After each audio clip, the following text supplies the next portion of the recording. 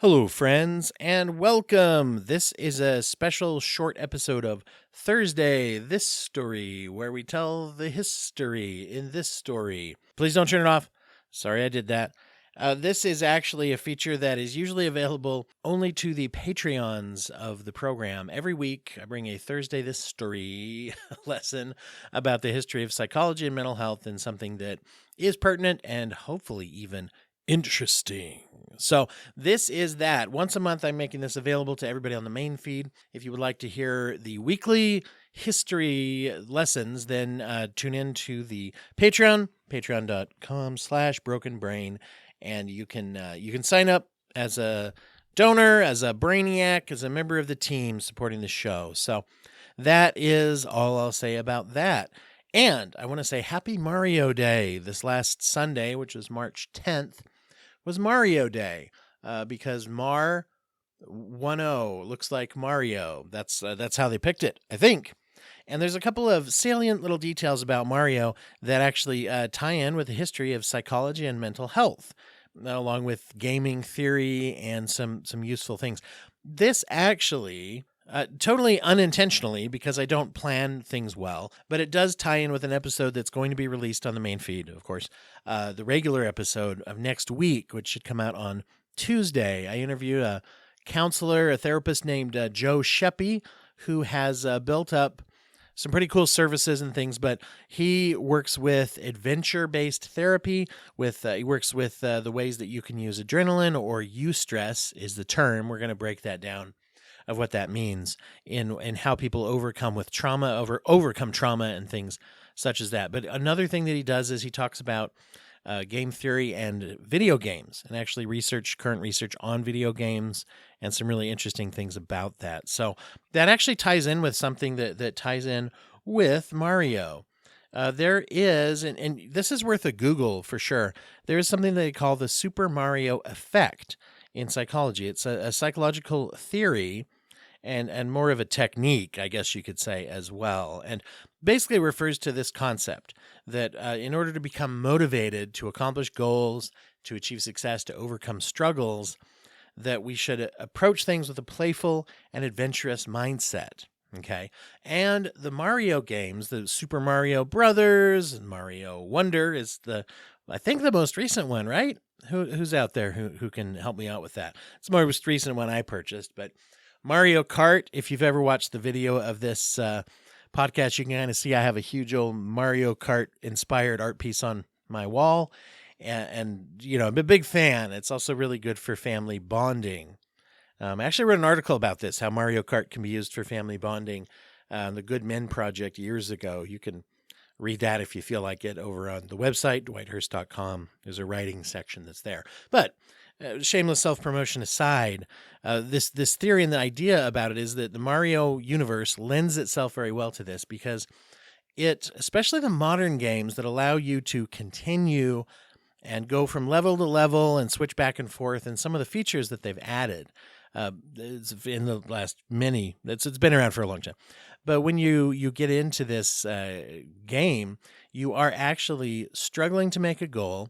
You can fail at the goal and then go back around and figure it out. And if you jump on the right thing, if you move at the right speed, if you ride the wild buffaloes in that one level of Mario Wonder and jump right at the right 3 times and you don't die, then that by the time you do it, you are cheering. That is an accomplishment. Personal experience with this, my youngest, who is now 10, several years ago, came to me and said, "I can't believe it. I beat Bowser." Now, this was in Mario 3D, which is a game for the Switch. I should say, actually, it's Mario 3D World. It's the one where the last level, spoiler alert, Bowser gets powers to wear a big cat suit, and he becomes huge, and you have to run up this building at just the right time as the building is collapsing. The walkways are collapsing underneath you, and Bowser's, of course, bursting out trying to kill you. The first time that she beat this last level of the game, and I will say with the help of her older sister, she was so excited. This was this accomplishment. And then later, when she was able to do it herself without in any assistance, that was once again such an accomplishment. She was so proud of it. And it got me thinking about how much we praise kids for the things that they accomplish. And I knew, how much she had worked at this. Similar to this, let's relate it as Pokemon. We should do a Thistory or a whole episode about Pokemon, by the way, and how that works out as well. But there's a great article about this on Medium by Akshed Sinji, in which he talks about how we are conditioned to desire success, wealth, prosperity. And the flip side of that is that we do not want failure, and we will try to avoid that at all cost. And speaking as a therapist too, I work with that quite a bit in people. Sometimes the fear of failure will paralyze us. In fact, sometimes the perception that we have already failed or that we have waited too long for something, in my opinion, that's one of the biggest obstacles to making a healthy choice and moving forward. And he makes the fabulous point that it's not failure that's bad, it's how we look at it, the level of reactivity that we have to failure. And specifically in Mario, as I was saying, the game is all about failing. You fail upwards in this game. And he points this out in I'm going to read you a quote from this. While playing a game, we learn from the failures, but don't focus on the failures. This is the idea of life gamification, or the Super Mario effect. Playing a game and conquering one level after the other may be hard. It may be a long journey, and sometimes when you're stuck at the same level, it might as well be annoying. However, it's not painful. It's painless. You don't question your self-confidence each time you fail. And he makes a great point that this is not about being optimistic. This is a deeper concept. And you guys know how I love deeper concepts. We have a lot of cliche phrases. I mean, you may have heard any of the episodes where I go off on the phrase, it is what it is.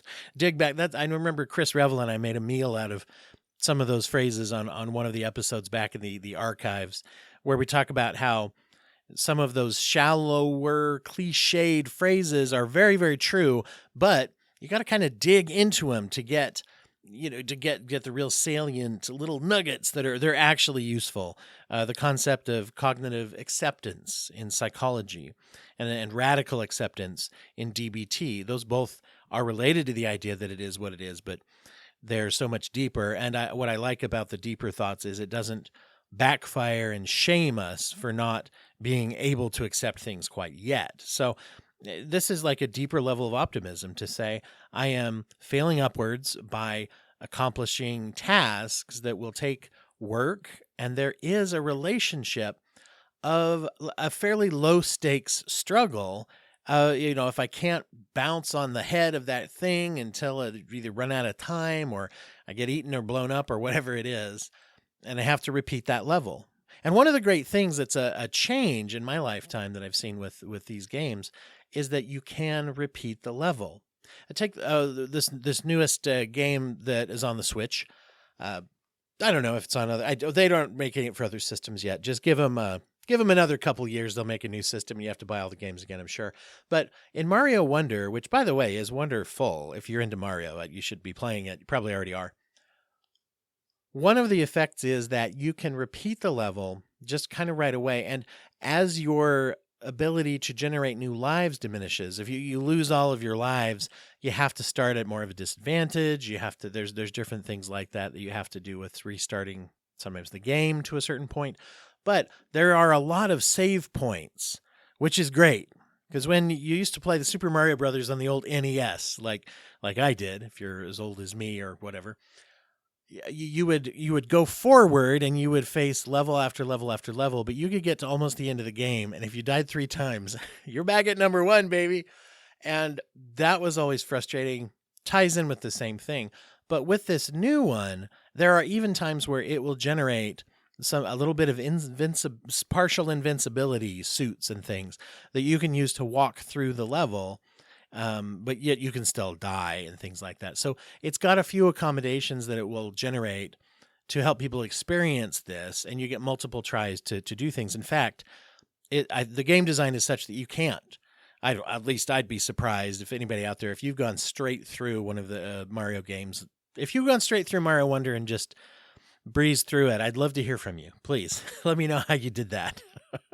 But the design is such that you do have to work at it. And as I put it, the phrase fail upwards in order to learn how to do things. It's really fantastic from a game theory perspective.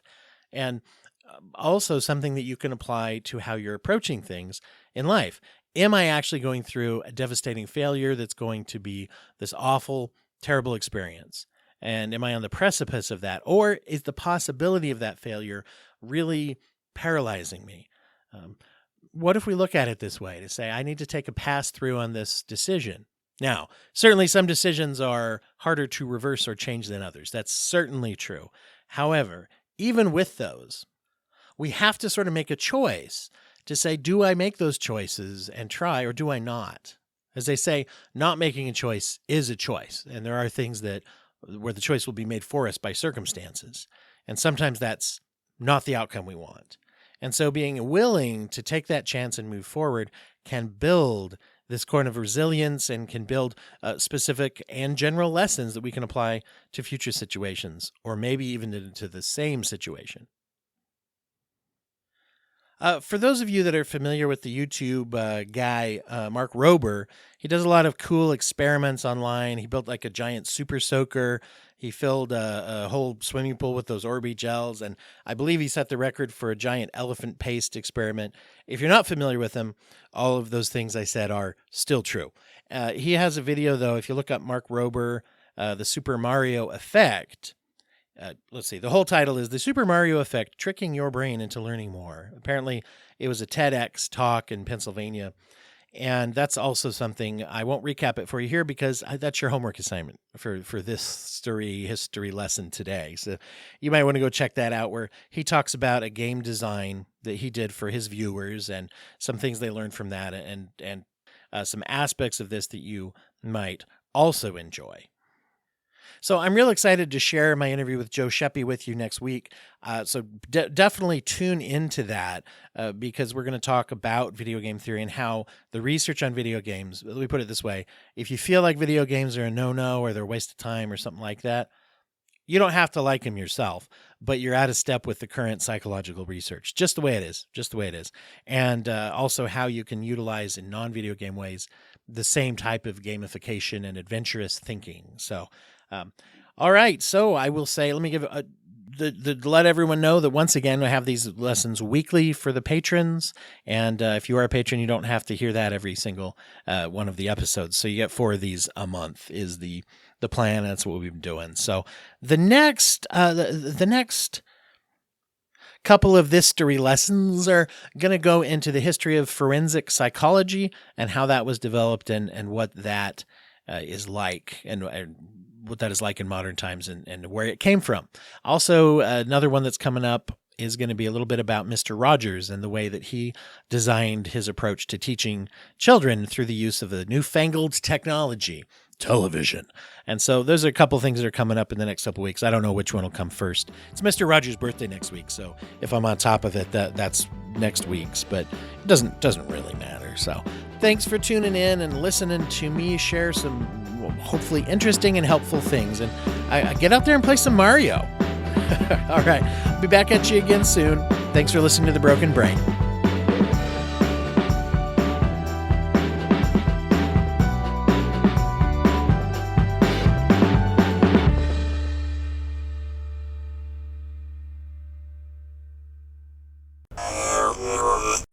Thank you for listening to the Court Arts Podcast Network. To listen to more Court Arts shows, visit courtemparts.com.